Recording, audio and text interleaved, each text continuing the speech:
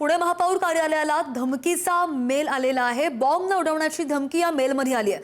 मुंबईच्या महापौर रितू तावडेंना सुद्धा धमकीचा मेल आलेला आहे।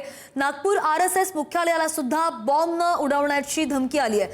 हे तीन दृश्य पुणे महापौर कार्यालय आहे, जे आता रिकामं केलं जात आहे आणि बॉम्ब न उडवण्याची धमकी पुणे महापौर कार्यालयाला प्राप्त झाली आहे। दुसऱ्या दृश्यांमध्ये मुंबईच्या महापौर रितू तावडेंना सुद्धा धमकीचा मेल आलेला आहे आणि तिसरीकडे नागपूरच्या आरएसएस मुख्यालयाला सुद्धा बॉम्ब न उडवण्याची धमकी आलेली आहे।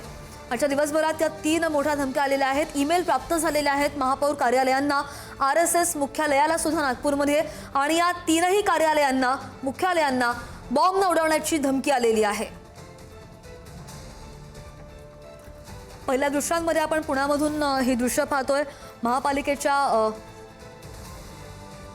आवारामधून सगळ्या कर्मचाऱ्यांना बाहेर काढलं जात आहे दक्षतेच्या कारणास्तव।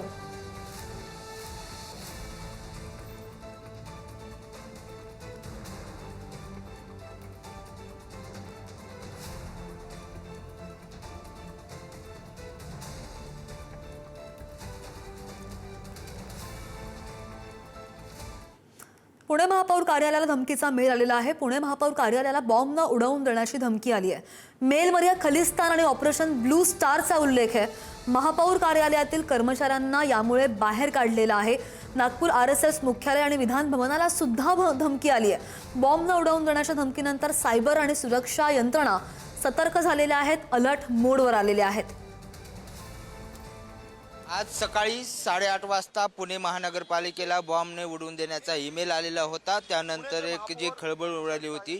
त्यानंतर आता महानगरपालिकेची सगळी तपासणी करण्यात आलेली आहे। सर्व कर्मचाऱ्यांना जे आहे ते बाहेर काढण्यात आलेलं होतं। मात्र आता बॉम्ब पथकाने जे आहे ते सगळी माहिती घेतलेली आहे, सगळी तपासणी केलेली आहे, इमारतीची सगळी पाहणी केलेली आहे आणि त्यानंतर इमारतीमध्ये कुठलाही बॉम्ब नसल्याची माहिती देण्यात आलेली आहे। त्यानंतर जे आहे आपण पाहतोय सगळे कर्मचारी जे आहे ते आता आतमध्ये सोडलेले आहेत आणि त्यांना जे आहे ते सांगण्यात आलेलं आहे की आता कुठलाही धोका आपल्याकडे नसल्याचं सांगण्यात आलेलं आहे। त्यामुळे सगळ्या कर्मचाऱ्यांना जे आहे ते आता पूर्ववत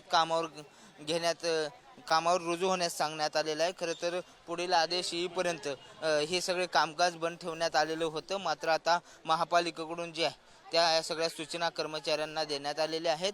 महापालिकेच्या सुरक्षा कर्मचारी आणि पुणे पोलीस, त्याचबरोबर बॉम्बशोधक पथक या सर्वांनी जे आहे ते महापालिकेची सगळी इमारत जी आहे त्याची पाहणी केलेली आणि त्यानंतर या इमारतीमध्ये कुठलेही काही अनुचित प्रकार घडणार नाही याची खात्री झाल्यानंतर आता कर्मचाऱ्यांना जे आहे ते परत एकदा कामावर कार्यालयात दाखल होण्यास सांगण्यात आलेलं आहे। सगळ्या कर्मचाऱ्यांना आत घेतल्याचं आपल्याला हे सगळं चित्र जे आहे ते पाहायला मिळते।